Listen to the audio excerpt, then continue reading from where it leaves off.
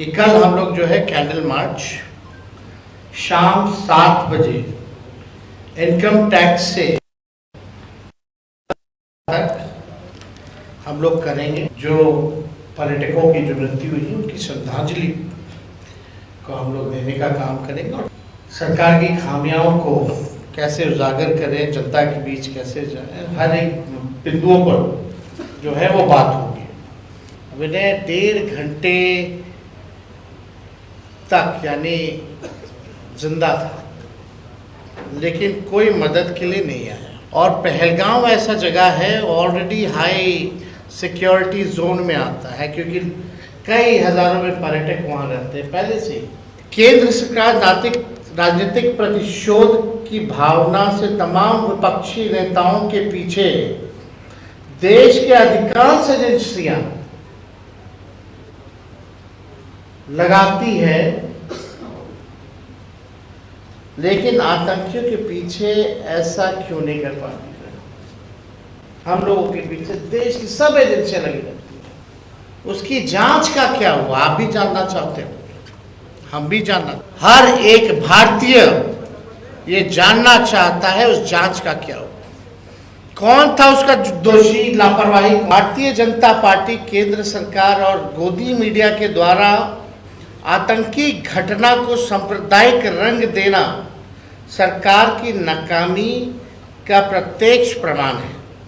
क्या बिहार सरकार प्रधानमंत्री की रैली में इतनी व्यस्त है कि उसे अपने नागरिकों की सूद लेने का भी समय नहीं है? कानपुर में भी आज प्रोग्राम था, लेकिन कानपुर का प्रोग्राम रद्द हो गया। वो मधुबनी आए, बिहार आए, मधुबनी आए, क्योंकि बिहार में चुनाव है। एक बार भी 11 साल से जब से प्रधानमंत्री हैं, बाढ़ नियंत्रण के लिए आपने कोई प्रयास किया क्या? कि मुख्यमंत्री डबल इंजन सरकार रहते हुए वो इलाका अब तक इतना गरीब, बेरोजगार और वहां सबसे ज्यादा पलायन क्यों है? एक भी चीनी मिल, जूट मिल आपने खोला हो तो बताओ।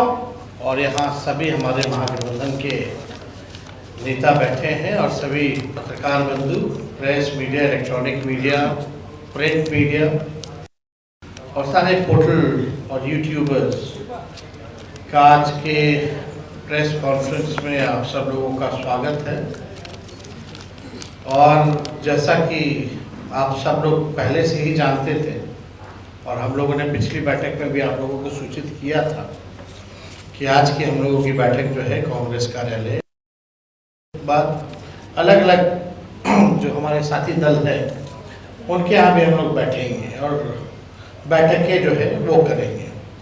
तो आज जैसा पहले से तय था, तो आज हम लोगों की बैठक हुई और सबने शोक जताया जो पहलगाम में आतंकवादी हमले हुए और पर्यटकों पर हमला हुआ, जिसकी निंदा हम सब लोगों ने की। और शुरुआत हम लोगों ने जो है 1 मिनट का मौन रख के अपनी बैठक की शुरुआत की।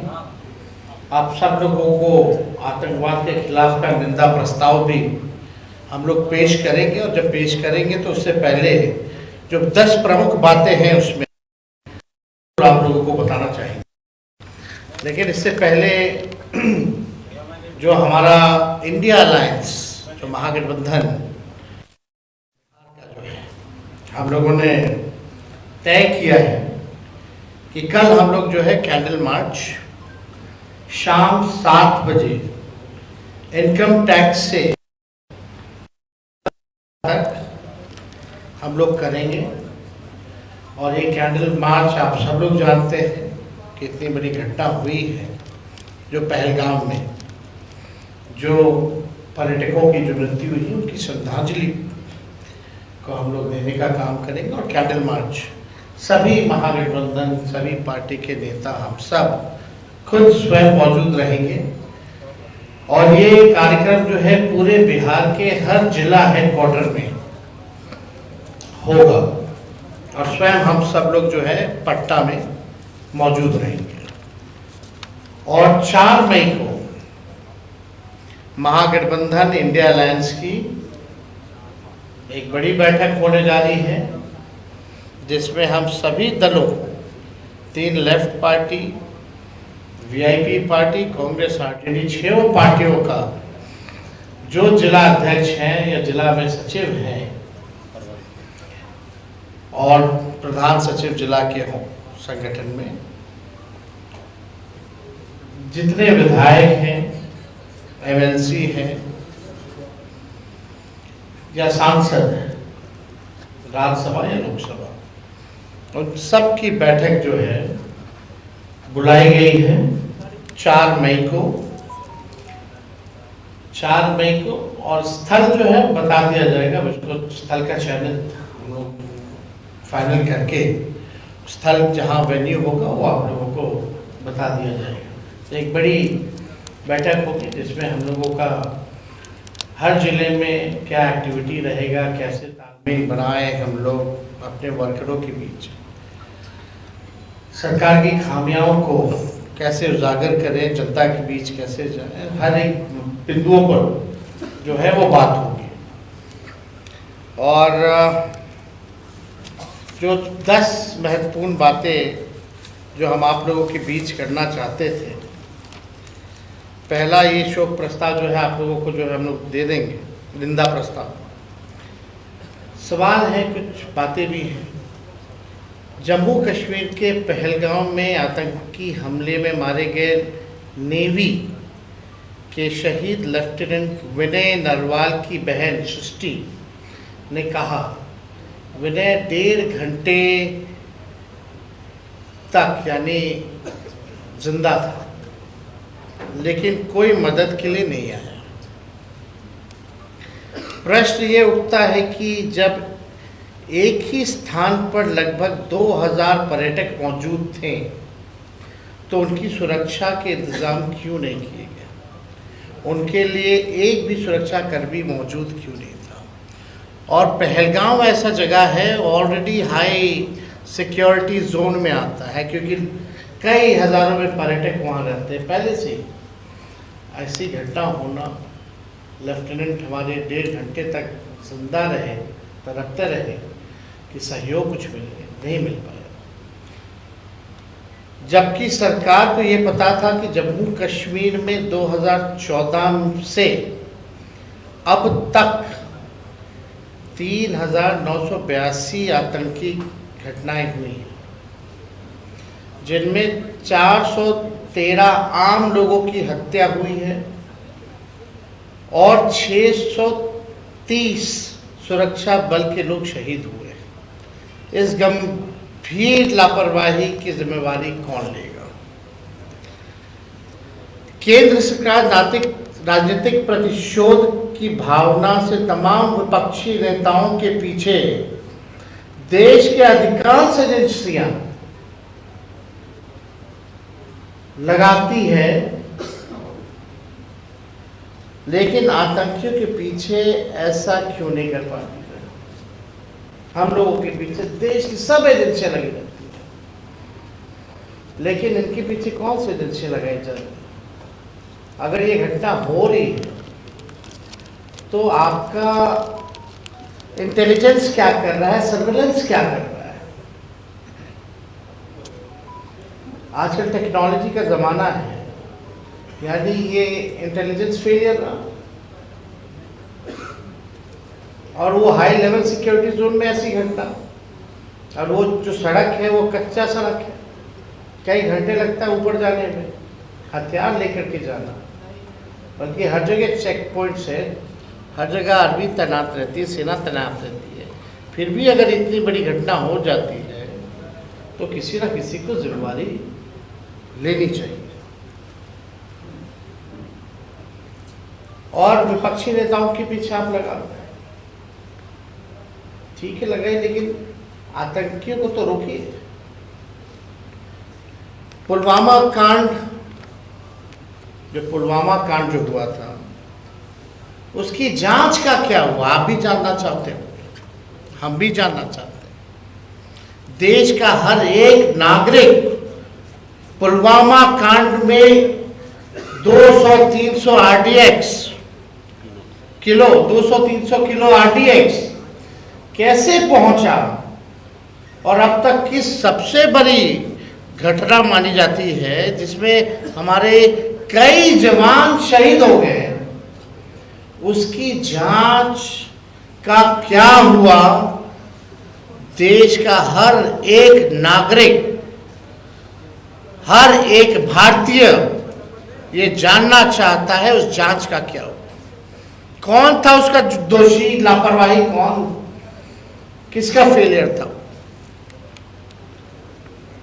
आप जानते हैं जम्मू कश्मीर में आतंकियों द्वारा समय समय पर बिहार के अनेक श्रमिक भाइयों की हत्या की गई। अब सरकार बताए इसका जिम्मेदार कौन। आप देखते हुए जो हमारे बिहार से पलायन करके बाहर मजदूरी करने कई लोग गए, बिहारी भाई हमारे, उनकी भी मौतें हुई, तो आखिर उसकी जिम्मेवारी कौन लेगा। सरहद पार से आतंकी देश में आ रहे हैं तो ये देश की सुरक्षा के साथ खिलवाड़ है। ये बहुत बड़ा सिक्योरिटी लैप्स है। पहलगाम में आतंकियों ने आकर यानी रकी की होगी, स्पॉट चुना होगा, ऐसे नहीं कि आते कि घुस गए होंगे, रेकी जरूर की होगी, स्पॉट चुना होगा, सरहद पार किए होंगे, तब जो है वारदात को अंजाम दिया। तो ये तो पूरा फेलियर आखिर ये किसका है, ये हम लोग जो है जानना चाहते हैं। वारदात की घटना को भी चुनने में प्लानिंग लगती है, तो ये कब से हो रहा था, क्या हो रहा था, ये सरकार को बताना चाहिए। लेकिन इस बीच हमारा इंटेलिजेंस सिस्टम क्या कर रहा था, इसकी जवाबदेही कौन करेगा। भारतीय जनता पार्टी, केंद्र सरकार और गोदी मीडिया के द्वारा आतंकी घटना को सांप्रदायिक रंग देना सरकार की नाकामी का प्रत्यक्ष प्रमाण है। बीजेपी की ऐसी पहल देश, संविधान, लोकतंत्र और मानवता के लिए घातक है। महागठबंधन इसकी निंदा करता है। क्या बिहार सरकार ने कश्मीर में पर्यटन के लिए गए अपने नागरिकों के मदद हेतु कोई हेल्पलाइन नंबर जारी किया है? क्या अपने किसी मंत्री को की तैनाती वहां की है? बिहार के नागरिकों की सुरक्षित वापसी सुनिश्चित किया है? क्या बिहार सरकार प्रधानमंत्री की रैली में इतनी व्यस्त है कि उसे अपने नागरिकों की सूद लेने का भी समय नहीं है? तो ये जो सवाल जो है ये हम जानना चाहते हैं बिहार के अचेत मुख्यमंत्री जी से। उनके because he tired and retired अधिकारी जो है बिहार चला, उनके रिटायर्ड अधिकारी और जो जदयू में जो है जिनकी मानसिकता भाजपा में है, दिल और दिमाग, वैसे जदयू के टॉप लीडरशिप से भी जानना चाहते हैं कि आपने जो भी बिहारी पर्यटक कभी कश्मीर में हैं उनकी सुरक्षित वापसी के लिए आपने क्या प्रावधान किया, नागरिकों के लिए क्या किया? कोई हेल्पलाइन नंबर आपने दिया है? किसी मंत्री या रेसिडेंशियल कमिश्नर जो दिल्ली में रहते हैं उसकी ड्यूटी आपने लगाई है? क्या बिहार निवास को भी वहाँ कोऑर्डिनेशन में लगाया गया है? क्या पहल की जा रही है? या पूरा सरकार और इनके अधिकारी, एक एक जिलाधिकारी केवल ऑर्डर निकालने में लगे कि भीड़ कैसे इकट्ठा हो प्रधानमंत्री जी के कार्यक्रम में? प्रधानमंत्री जी आए, बिहार आए, और हमें पूरा विश्वास था कि बिहार तो वो जरूर आएंगे क्योंकि चुनावी वर्ष है। कानपुर में भी आज प्रोग्राम था लेकिन कानपुर का प्रोग्राम रद्द हो गया। वो मधुबनी आए, बिहार आए, मधुबनी आए क्योंकि बिहार में चुनाव है। अच्छी बात है, आते रहे, लेकिन दुख की बात यह है कि आप मधुबनी वो इलाका है जहां बिहार में सबसे ज्यादा पिछड़े हैं, गरीब हैं, वहीं से सबसे ज्यादा पलायन होता है, बेरोजगारी वही है और बाढ़ ग्रसित इलाका है। अब तक पिछला कोसी में जो बाढ़ आया था, तो मानना चाहते प्रधानमंत्री एक बार भी झांकने आए या टीम भी भेजी सर्वे के लिए कि कितना वहां नुकसान हुआ? कोई स्पेशल पैकेज दिया? बिहार जो है लगभग 76% बिहार का लैंड जो है बाढ़ ग्रसित रहता है, 76%। और खास तौर पे क्या प्रधानमंत्री जी से हम जानना चाहते हैं, क्या ये सच नहीं है कि आपने पिछले बार बिहार को कुछ नहीं दिया, बाढ़ जब आया था तो खुशी में, या एक बार भी 11 साल से जब से प्रधानमंत्री हैं बाढ़ नियंत्रण के लिए आपने कोई प्रयास किया क्या? हम प्रधानमंत्री जी से ये भी जानना चाहते हैं, गुजरात में भी बाढ़ आया, अब बिहार में 76% बिहारी जो है बाढ़ से ग्रसित रहता है, लैंड हमारा ग्रसित रहता है, तो आप गुजरात को बिहार से ज्यादा दिए कि नहीं दिए बाढ़ राहत के नाम पे? ये मेरा जेन्युइन सवाल है। इस पे प्रधानमंत्री जी ने क्या कहा?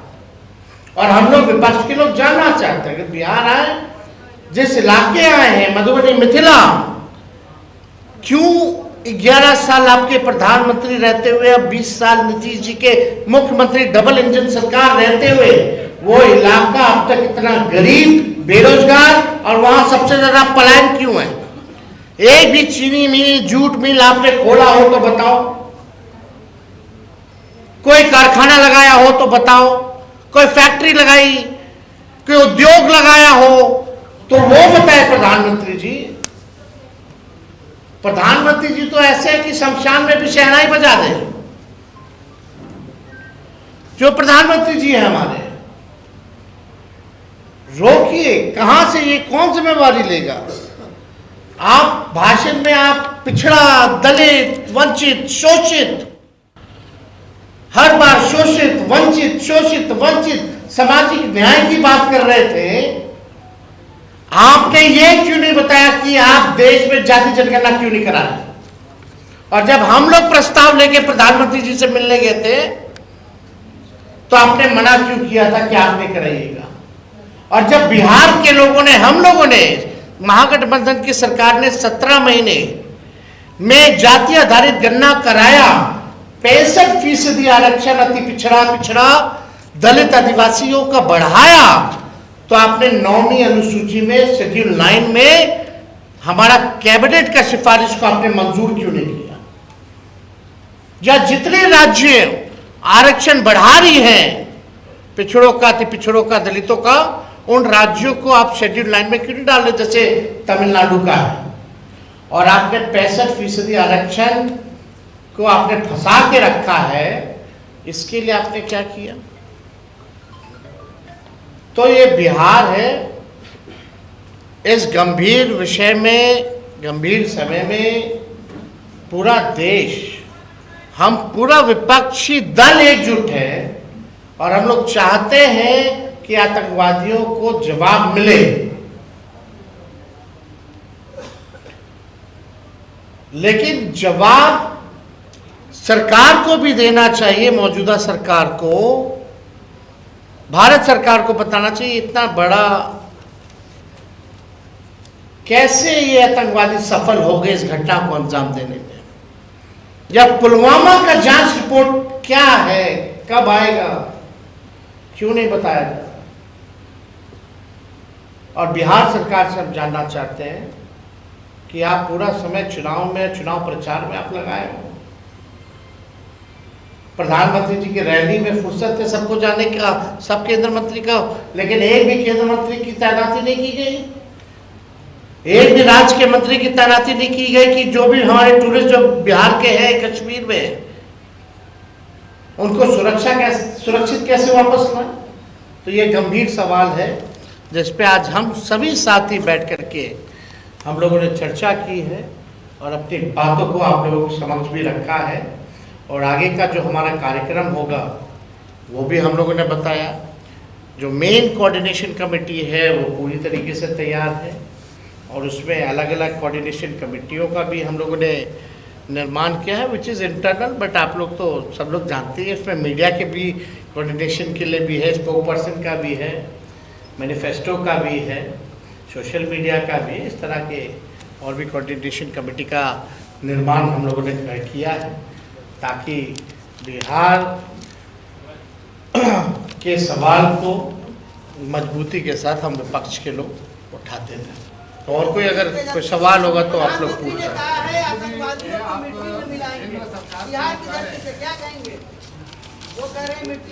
आपको 2014 से अब तक लगभग 4000 आतंकवादी घटनाएं हुई हैं, 413 आम लोग मरे हैं, 630 जो लोग हमारे सुरक्षा कर्मी हैं वो मरे हैं। क्या हुआ? शहीद हुए। तो आप बताइए कि क्या हुआ है अब तक?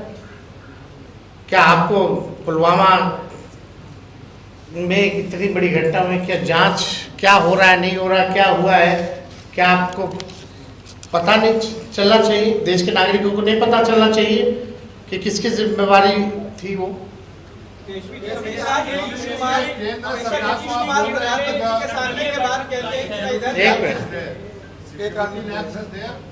government, central government should take responsibility, but there is also a state government. You feel that the state government... Do you think that that's a union territory and police comes under the home ministry or the state government? But have you called the chief minister for the review meeting? Have you called the chief minister for the review meeting? When home minister went for the meeting, LG was there, why didn't he invited the chief minister? मतलब मुख्यमंत्री को आपने बुलाया ही नहीं। एक तो union territory है, police Jammu Kashmir सरकार के अंतर्गत नहीं है, वो भी गृह मंत्रालय के अंतर्गत है, केंद्र सरकार के अंतर्गत है। और आप बैठक हो रही है, आप वहाँ के मुख्यमंत्री को नहीं बुला ले, गवर्नर साहब को बुलाए हो। हम तो तय नहीं कर रहे ना, हम ये क्वेश्चन रेज कर रहे हैं, लेकिन दिख तो यही रहा। फिर आप उनको कैसे इंटेलिजेंस हो, सर्वेलेंस हो, मिलिट्री हो, स्टेट पुलिस हो, सब तो आपका केंद्र सरकार के अंतर्गत है। और हमेशा प्रधानमंत्री के सामने ये कहते हैं ना इधर जाएंगे ना उधर जाएंगे, ये गलती हो गई। और जब भी प्रधानमंत्री आते हैं इस तरीके का भाषण प्रधानमंत्री नीतीश कुमार का रहता है। उनका कहना है कि आपके साथ रहे कुछ नहीं हुआ, एनडीए के साथ आए तो विकास हुआ। देखिए, हम इस पे कोई टिप्पा टिप्पणी, मुख्यमंत्री जी पे कोई टिप्पा टिप्पणी हम नहीं करना चाहते।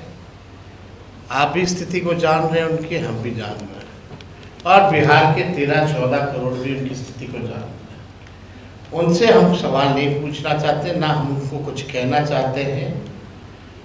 बस एक बात ज़रूर है कि उनको इस स्थिति में देख करके हमको पीड़ा होती है। एक अच्छा, एक just minute, are you ready for बैठक में सीट शेयरिंग को लेकर भी कोई चर्चा हुई है?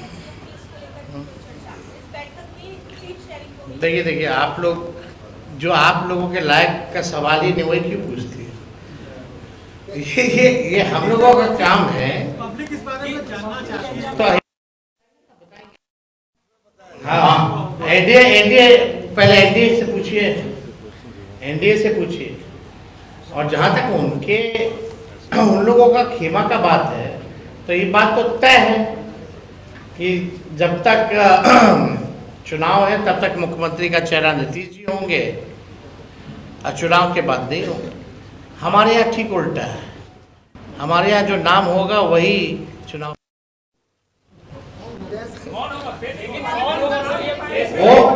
वो पिछले बैठक में स्पष्ट कर दिया गया था। जो होशियार है समझते हैं, जो बेवकूफ़ है वो बेवकूफ़ रहेंगे। अब आप लोग तय कर लो। और केंद्र सरकार ने कड़े कदम उठाए, उसके बावजूद एक सर्वदलीय बैठक भी बुलाई है। केंद्र की सरकार ने एक सर्वदलीय बैठक भी बुलाई है। एक बड़ी घटना है पाकिस्तान के खिलाफ कार्यक्रम में। आपको अभी तक ये बात नहीं समझ गया है पत्रकार महोदय, जदयू अब रही नहीं, क्यों बीजेपी हो गई है। अब जदयू कहाँ रही है? जदयू अब तो खत्म हो गया भाई। चलिए आखिरी,